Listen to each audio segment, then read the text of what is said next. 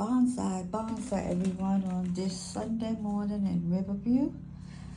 I have 3 short videos to show you today. So I hope you hang in there and watch all 3. Let's get started.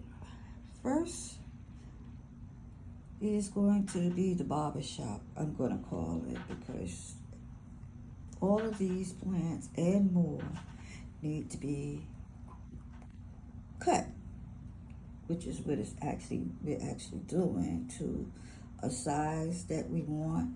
If we want to make it a bonsai, I think we want to make it very short. If we're just going to do a regular plant, you can just let it grow as long as you want, which is what I'm doing in action. When you'll go into my bedroom, you'll see those bonsais. I'm not pruning them. I'm just going to let them go. But these, I am. This is an elm here. And as you can see, it has a lot of new growth. And all you do is you take clippers and you cut. Okay? Okay, that's too easy, you say. And it is too easy. But what you first need to do is look at your bonsai. Decide where's the front. For me, the easiest is to use my grandsons as a point of reference, because with his, I wanted it to be like a little afro, like to a powder puff here, and maybe a little hair back here. And so even with his, it needs grooming, because you see the new growth right there on the top. And he also has some areas where it's brown that I want to take out. So that is another thing I'm going to be doing this afternoon. I spent so much time trying to get the tripod set up. It is hot out here. So this is going to be really a quick video. So with the elm, most of the time, I'm trying to figure out where is the front going to be for me.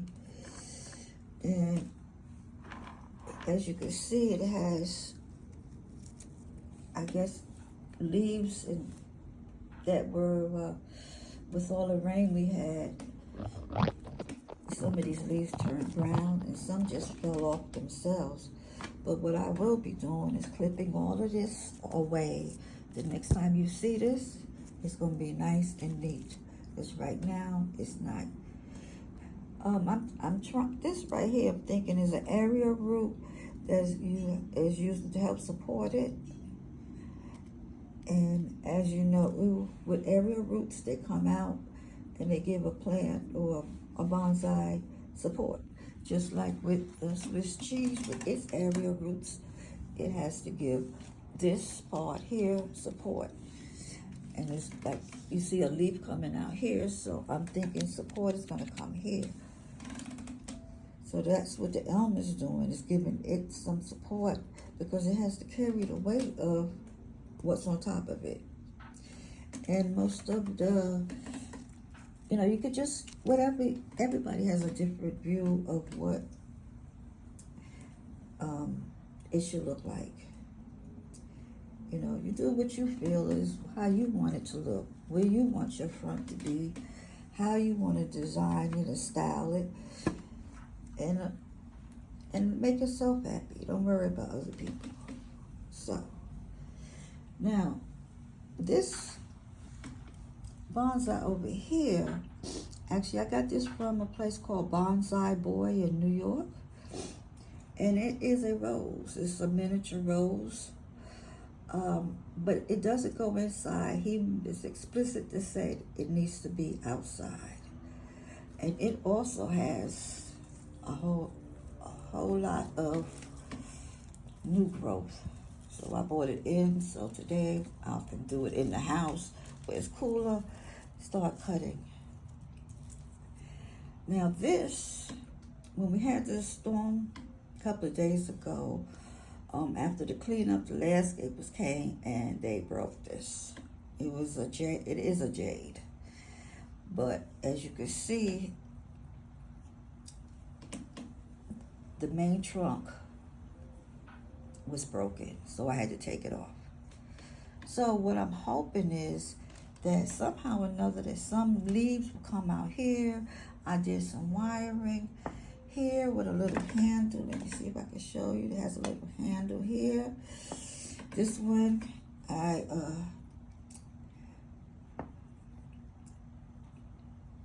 let this one braid to go down.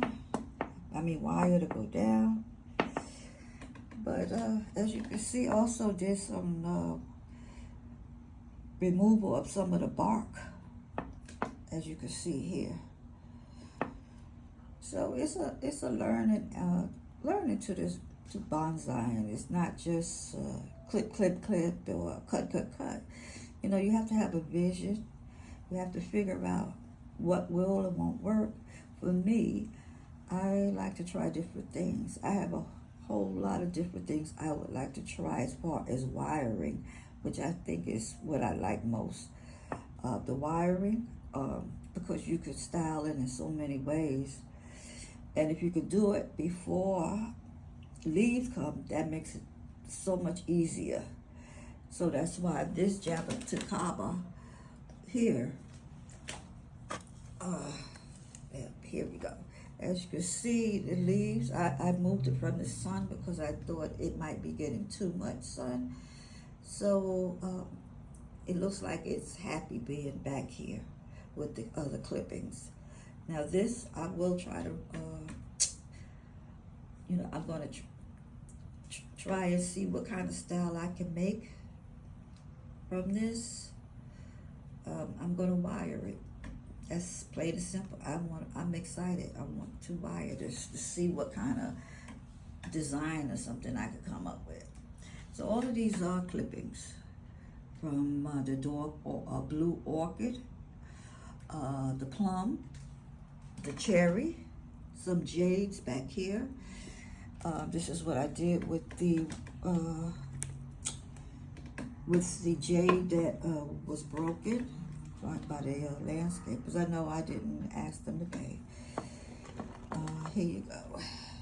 So with this, I made this turn into like a little circle, like this. I have this coming down, and this here is, I'm thinking this is going to be a sacrifice piece right here. You know, it really doesn't have any purpose, but I'm not going to cut it off right now. I wanted to see. I have it going on a slant, leaning a little to the right. And like I said, the main thing I want now is to get some leaves to come out the top. So I rubbed a little, the root stuff on there, because I don't remember what you call it, the root powder on it, and we'll see. Here we go back here with the print exposed roots. As you can see, this one is coming along very, very well. Actually, it even has some new growth that I need to cut off. That piece, you see this piece right here is coming off. The variegated one, still no leaves, but I'm still hopeful. These are cuttings in the water. I'm just going to see what happens. What I want to happen is for them to root, because they are different clippings from different trees. What I would like for it to do is root, and what I want to do is twist the roots, so to see what can I get. Like I want to do the plum and a cherry. So let me see if I can do that. You know, that's all about imagination, and you know, enjoying yourself. Let's see, what else have I done new out here? Oh, I put the larger Jabba into a bigger pot. I'm a little worried about it because I haven't really seen much new growth on it. So I'm hoping you know, it's fairly new still, so we'll see what happens. But yeah, just hopefully something starts. And also behind the Swiss cheese, we have the maple purple ghost, and I bought a covering for it so the Florida hot sun will stop burning its leaves. So I'm going to throw that on it when I finish the videos, so we could get, you know, so the leaves can stop burning. I mean, it's fighting. I pushed it away from the sun, and it's still, to me, it's still burning. And I like to see some more new growth on it. But again, this one is also fairly new. You know, you got to realize that when you ship these plants, bonsai, whatever kind of plant you ship, they go through stress where they could lose their leaves. You could think they're dead, but it's stress. So you have to give them time to gather themselves, get used to a new location, new temperatures, new watering, you know, because everybody does things differently. And, you know, so you can't say, okay, I got this, and then all the leaves fall off. If you're thinking, oh man, I done wasted my money. But you got to give it time. And I say, some people say 2 weeks, some people say a month, especially for repotting. You know, because some people say you repot after the growing season, and some people say you repot at the beginning of the growing season. So this is August, and we're in Florida. Our growing season is long. But August seems a month of active growth where you can really see day to day the changes in the plants. You know, so, but just want you to get another look at all of my, not all of them, because I have a lot more other, and I bought some more. So, yeah, the next video, that I'm probably going to do sometime this week, will be, and I'm going to show you when we go into my bedroom to see those plants. The next video will be the repotting of that ficus, and that's a big job. I'm a little nervous, but you know, as someone says, you know, you could cut it and then it grows back. It's the good thing about a plant. If you cut it, it usually will grow back. All right, let me see if anything else I wanted to talk to you about before we go on to the shipping area. And I explained to you, you know, I really wanted to talk to you guys about why should you do business with me or ship with me? One, I'm not a big company. I'm not a big family business. I'm just a little teeny weeny business, not even small. I'm smaller than small. And I get up every morning at 7 o'clock and I come out here and look at all the plants.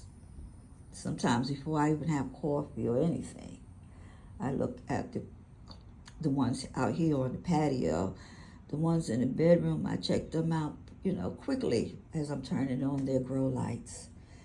The only ones is the ones outside.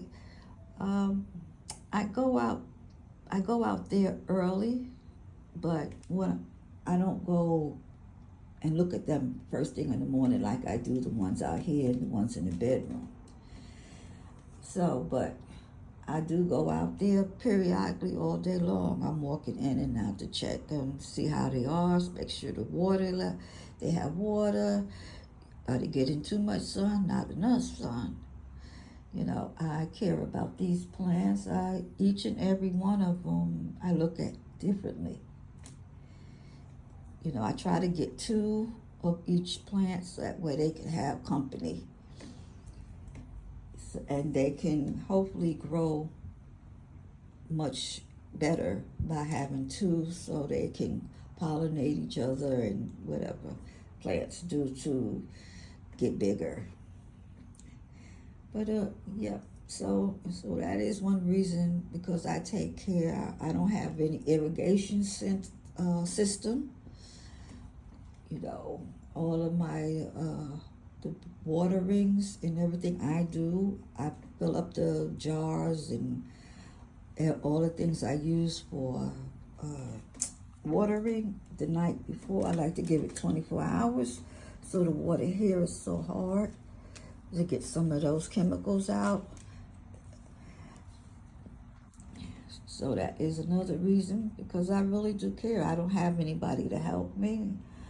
Even my security guard, she leaves me also. So, and I try to ship out same day or at least the next day. It's not no 2 or 3 days.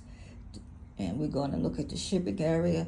Again, I prefer if everyone pays for their own shipping, because then you know how long you want to take a chance on getting your plant. Because you have to realize it is a plant, and the conditions of the weather can dictate if you're going to get a burnt up plant or a nice fresh looking plant. So I'm leaving that into your hands. That's why I'm not going to pay for the shipping. Because, you know, another thing is the plants itself. I mean, some of them are expensive. Like my most expensive one is $100 I paid for Helen Johnson. But basically, plants are not really, I mean, unless you're getting into something really intricate and with bonsais and things of that nature, plants are really not that expensive. It's the shipping.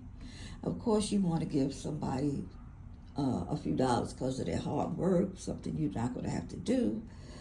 But you have to, you have to be responsible for your shipping. I'm just too afraid of, it's going to be exorbitant amount. Then you're going to say, I don't want it. So this way you could decide before you push pay, is it worth it to you? I've done my part. I've watered. I've gotten up, fertilized them, repotted them, talked to them, look at them. I've done all of that. So now it's up to you. And I think that's about it. Oh, I did want to show you, these are my, I know I showed you these tools before that I use. This is the big boy. This is the little guy one here. Let's see, and shovel, and right. This is here is the big guy, and this is the saw. Now you might say, Anita, now what you gonna do with this saw? Well, one of the things I want to do is cut these poles down from Swiss cheese. As she grows, I could add them back, but for right now, I like to see them going. Now, and I'm gauging Swiss cheese's growth by this particular one.